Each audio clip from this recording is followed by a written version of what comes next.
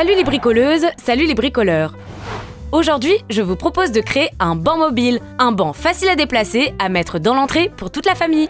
Je vous rappelle que vous trouverez la liste précise de tous les éléments et de leurs dimensions sur le site de Monsieur Bricolage. Donc pour fabriquer cette merveille, il vous faudra principalement 2 caissons de rangement dynamique Astigaraga en pin, 2 tablettes en pin Elliott de 2 mètres de long, plusieurs tasseaux en sapin de différentes dimensions, 8 carrelets en pin 10 par 10 de 2 mètres de long. Un carrelet, c'est aussi un poisson, hein, mais là, dans cette recette, on met pas de poisson.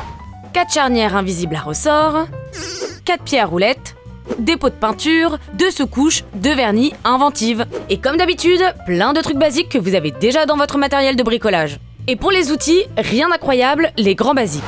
Une perceuse visseuse, une sangle à cliquet d'assemblage, un mètre ruban, une scie à bois, une boîte à onglets, des rouleaux pour peinture. Pour gagner du temps au préalable, il faudra réaliser toutes les découpes, soit en magasin chez Monsieur Bricolage, ou à votre domicile en suivant bien les plans. Avant d'assembler, n'oubliez pas de bien poncer les arêtes des champs de chaque élément découpé. Pensez à poncer sur chaque découpe. Pensez à poncer, mais c'est drôle ça. On commence par fabriquer les cadres des portes. À l'aide de la boîte à onglets, on découpe des angles à 45 degrés pour que ça soit joli. Avec de la colle à bois et la sangle à cliquer, assemblez-les.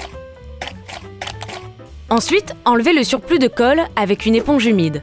Laissez sécher 8 heures. Collez les 18 baguettes de carrelet sur chaque cadre de porte avec la colle à bois. Utilisez les chutes de carrelet comme entretoises pour avoir un espacement identique entre chaque baguette. Collez du scotch de masquage sur les tranches des caissons. Appliquez la sous-couche, laissez sécher, poncez et dépoussiérez. Appliquez une couche de peinture au rouleau en croisant les passes. Repassez une seconde couche si nécessaire. Collez les baguettes de carrelet sur le côté droit du plateau inférieur en formant un rectangle. Mais non, pas le poisson, les baguettes de pain, de sapin, en bois quoi. Voilà, maintenant, maintenez avec des serre-joints. Passons à l'assemblage du porte-parapluie qui se fait en U.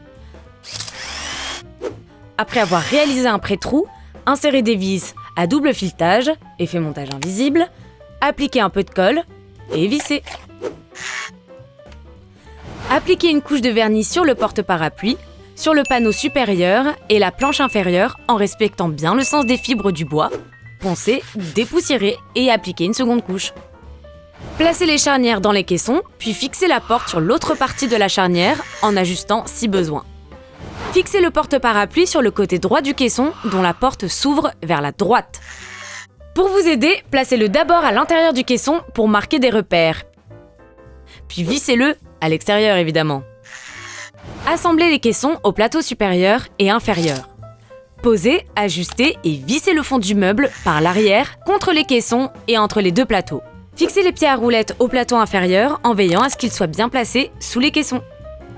Et voilà, un skateboard géant à mettre dans l'entrée pour toute la famille avec porte-parapluie intégré. N'hésitez pas à publier votre réalisation sur Facebook et Instagram, #DIY entre voisins.